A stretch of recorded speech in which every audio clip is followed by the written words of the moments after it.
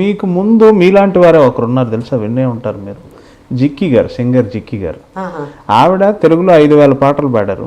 అయినా కానీ ఆవిడకి తెలుగు చదవటం రాయటం రాదు. పాడే ముందు ఎవరన్నా వచ్చి ఆవిడకి డిక్టేట్ చేస్తే కీప్ లిజనింగ్ అనమాట, విని విని విని విని వెళ్ళి మైక్ ముందు పాడేసేవాడు.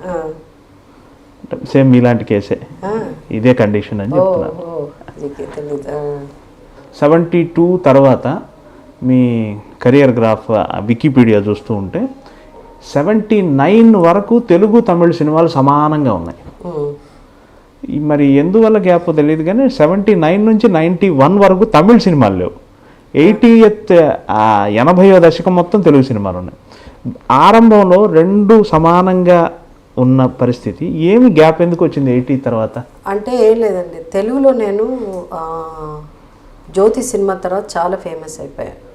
సో ఒక హీరోయిన్, ఒక new heroine, star is born అని అంటారు ఆ స్టైల్లో. అంటే వాళ్ళకి తెలుగులో కొత్తగా ఉన్నది ఏంటి, ఒక 17 ఇయర్స్గా ఏజ్ అమ్మాయి వచ్చి సడన్గా కదా, ఒక న్యాచురల్గా, తర్వాత మేకప్ పెద్ద ఎక్కువ లేకుండా.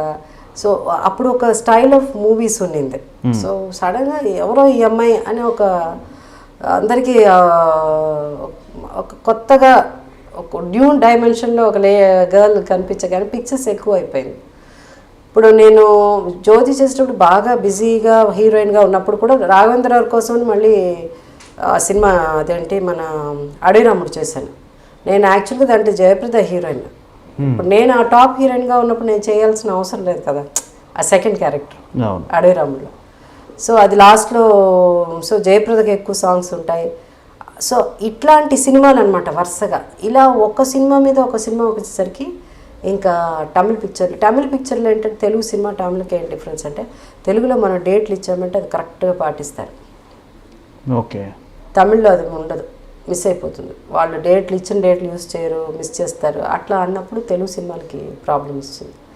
రజనీకాంత్ ఫేమస్ అయిన తర్వాత రజనీకాంత్ తెలుగులో ధర్మాత్ముడు అని ఒక సినిమా చేశాను నేను కృష్ణరాజు గారు. నాకు అది second Nandi award best actress వచ్చింది ఆ ధర్మాత్ముడు సినిమా. ఆ సినిమా నల్లవన్ అన్ని తమిళ్లో రజనీకాంత్ గారు అప్పుడే టాప్ దీంట్లో ఉన్నారు. ఏవేం వాళ్ళు తీస్తే నేను చేయమంటే కూడా నేను చేయలేకపోయాను. ఎందుకంటే ఆ టైంలో మళ్ళీ ఇక్కడ రామారావు గారి సినిమా ఏదో షూటింగ్. సో రజనీ పక్కన కూడా నేను సినిమాలు మానుకోవాల్సిన పరిస్థితి, only because of date problems. మళ్ళీ అవకాశం రాలేదు రజనీతో? రాలే, వచ్చింది చేయలేను నేను, మళ్ళీ రాలే అవకాశం. తర్వాత 15-20 ఏళ్ళు ఫస్ట్ సినిమా రజనీ నాకు ఫాదర్ కదా, అపూర్వ రాగంగడి. అవును, రజనీకాంత్ డెబ్యూ ఫిలిం నాకు ఫాదర్గా చేశాడు ఆయన, అపూర్వ రాగంగడి. అయితే ఆ తర్వాత సూపర్ స్టార్ తను అయిపోయిన తర్వాత చాలా ఏళ్ళ తర్వాత నేను కొంచెం క్యారెక్టర్ రోల్ కూడా చేయొచ్చు అనే టైంలో పాండ్యన్ అన్న పిక్చర్ తీస్తాను 1560. Powerful roles. అది 92 అనుకుంటా, అది 92, 93 అన్నది. మా రెండో అబ్బాయి పుట్టిన తర్వాత బ్రదర్ అండ్ సిస్టర్ ఇద్దరు. అదే పోలీస్ ఆఫీసర్ను ఆయన వచ్చి అదే ఒక క్రిమినల్, అదే అట్లాంటిది. లక్ష్మి గారు ఆయన కూడా ఒకసారి చేశారు అలాంటి సినిమా. ఇది కూడా అలాంటి సినిమా. తమిళనాడులో మిమ్మల్ని ఎక్కువ గుర్తుపెట్టుకునేది అపూర్వ రాగంగల్, తెర అరంగేట్రం. అవును, ఆ బాలచంద్ర గారి పిక్చర్లే వరుసగా అరంగేట్రం, సొల్లత్తాన్ నిனைக்கிறேன், నవనిల్లై, ఇక లిస్ట్ ఉంది. ఒక వెள்ளிக்கிழமை విరదం అంతా తమిళ సినిమాలన్నీ. బట్ అపూర్వ రాగంగల్ బాలచంద్ర గారు కదండి, ఆయనకి ఇష్టమైన ఆర్టిస్ట్. అండ్ బాలచంద్ర గారికి మా తెలుగులో కూడా మరి ఆయన ఇది కథగా తీశారు. తర్వాత ఆడవాళ్ళు మీకు జోహార్లు అనే సినిమా తీశారు. నేను తమిళ్లో తర్వాత కంటిన్యూ చేయలేకపోయాను బాలచంద్ర గారి సినిమాలు. అంటే చాలా బిజీ అండి, మీరు చూడండి లిస్ట్ ఆఫ్ మూవీస్ ఉన్నప్పుడు extremely busy. I use to sleep only 3 hours, అంతే టైం ఉండదు, 3 hours అంతే. సో అట్లా సినిమాలు అనమాట చేసేదాన్ని. సో అందువల్ల అండ్ నాకు ఇక్కడ వర్క్ చేయాలి, అక్కడ వర్క్ చేయాలి, అక్కడ చేయాలి, అలాంటివన్నీ. నాకు ఫిల్మ్ ఇండస్ట్రీకి వచ్చిన 3 years అంతా నాకు సినిమాల మీద ఇంట్రెస్ట్ పోయింది. ఓన్లీ 3 years ఉండింది ఆ ఇంట్రెస్ట్, చెయ్యాలి అన్నది. 3 years తర్వాత అంటే 3 years అని కొంచెం సక్సెస్ అయ్యి ఇంకా జ్యోతి కూడా రాలే. జ్యోతి వచ్చే లోపల మన నోమని సినిమా అని తమిళ సినిమాలు ఇప్పుడు అరంగేట్రం, సొల్లత్తాన్ నిனைக்கிறேன், ఇవన్నీ క్యారెక్టర్స్ కదా, చిన్న పిల్ల నేను దానికి తగినట్టు క్యారెక్టర్లు అప్పటికే ఇంట్రెస్ట్ పోయింది. అంటే ఓవరాల్ అంత పని చేయడం నాకు ఇష్టం లేదు. ఆ ఏజ్ పిల్లలాగా నాకు ఆ స్పేస్ ఆడుతూ ఆ స్పేస్ లేకపోతే నాకు ఓవర్లోడ్ అయిపోయి నాకు అసలు వద్దే సినిమాలు అన్న పొజిషన్ అనమాట. సో అలాంటప్పుడు తెలుగు సినిమాల్లో బాగా సక్సెస్ అయ్యాక మళ్ళీ తమిళ సినిమాలు చేసి ఇక్కడ అక్కడ డేట్లు అది ఇది ఒక 2-3 సార్లు డేట్లు ఒకే డేట్లు 2-3 ఒకరికే ఇవ్వడం వల్ల పెద్ద పెద్ద గొడవ అయ్యేది. వాళ్ళు అరిచేవాళ్ళు. దాన్ని అనుకుని మనకు అవసరం ఇవన్నీ ఎందుకని తెలుగు. ఎవరు మీ తరపున అప్పుడు మేనేజ్ చేశారండి? మా నాన్నగారు అండి, మై ఫాదర్. అంటే కొంత టైం వరకు బాగా పాపులర్ అయిపోయాక మాకు మా నరసింహరావు గారు అని ఉండేవారు, ఈజ్ నో మోర్. ఆయన చూసుకున్నారు ఆల్మోస్ట్ ఒక 15-20 ఇయర్స్ ముందు వరకు ఆయనే చూసుకునేవారు అనమాట. సో ఇప్పుడు తర్వాత మానేశారు ఆయన. తర్వాత నేనే చూసుకోవడం, ఆయన చూసి మానేసిన తర్వాత నేనే ఆ డేట్స్ చూసుకునేదాన్ని. అప్పుడు వాణిశ్రీ గారు ఓ నవల రాశారు, స్టార్ డస్ట్ అని. ఆ నవలలో ప్రధాన పాత్ర ఏంటంటే ఒక హీరోయిన్ జీవితంలో ఉండే కష్టాలు, ఈ స్టార్ హీరోయిన్ వెనక ఉండే కష్టాలు, ఆ స్టార్ హీరోయిన్ స్టేటస్ని చుట్టూతా ఉన్న వాళ్ళు ఎలా అడ్వాంటేజ్గా తీసుకుంటారు, ఆ స్టార్ హీరోయిన్కి ఎంత అలసట ఉంటుంది, ఇట్లాంటివన్నీ చెప్పారు. అంటే అది చూసి నాకు ఒక అభిప్రాయం ఏర్పడింది.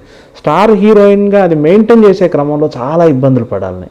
అది మీరేమంటారు? అంటే ఒక స్టార్ హీరోయిన్గా మీరు చాలా రోజులు ఉన్నారు, అంటే స్టార్ హీరోయిన్ టైంకి తినలేకపోవడం ఇట్లాంటి బాధలు కూడా ఉంటుందండి. అంటే మెయిన్ థింగ్ ఏంటంటే డైట్ మెయిన్, టైం తినలేకపోవడం అలా అంతా లేదు. అంటే ఇప్పుడు నేను వచ్చి ఏంటంటే 1 o'clock అంటే 1 o'clock తింటాను నేను. వాళ్ళు బ్రేక్ ఇచ్చినా ఇవ్వకపోయినా ఆ టైంలో తినేస్తాను. డైటింగ్ అన్నది ఆ రోజుల్లో ఎక్కువ ఉండేది. నేను కూడా 3 shifts పనిచేశాను. 3 shifts పనిచేసినా కూడా అదేంటి మెయిన్ థింగ్ ఏంటంటే ఆ సక్సెస్ ఉన్నప్పుడు ఏంటంటే నిద్ర. Then you can't meet your friends. అదే నేను అంటుంది, you can't meet your friends. సినిమాకి వెళ్ళాము, ఎక్కడ ఏదన్నా సరదాగా ఇదని ఇలాంటివన్నీ.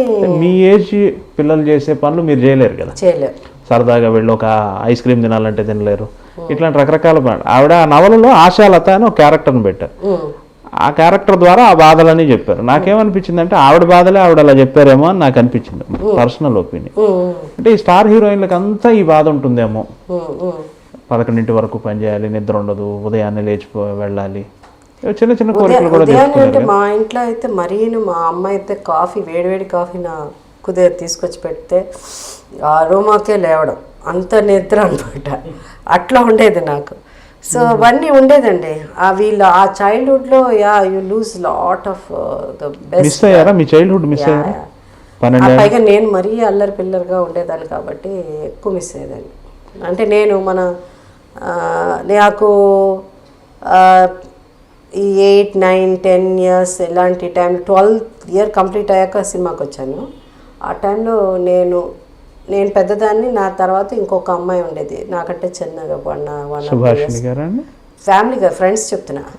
దాని తర్వాత అంత చిన్న పిల్లలు నలుగురు కుర్రాళ్ళు. అదే నేను ఎట్లా ఏదో సినిమా కూడా ఉందట. నేను ఎప్పుడు ఏంటంటే ఇలా వాళ్ళని వేసుకుని తిరగడం, చెట్లు ఎక్కడం, ఆ బీచ్కి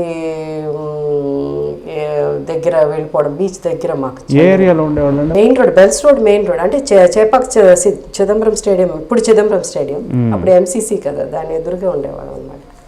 సో ఆ కాంపౌండ్ తూకడం, ఆ క్రికెట్ మ్యాచ్లు చూడడం, చాలా అల్లరి పిల్లగా ఉండేది. Suddenly you miss all those.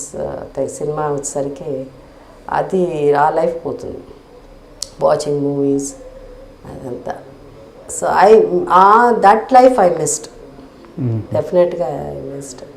సరిగ్గా టైం తినకపోవడం అంటే తినాలి, మన ఇంట్లో హీరోయిన్గా ఉండంటే మరి తప్పదు కదా, ఇంకా డైటింగ్ చేయాలి అది.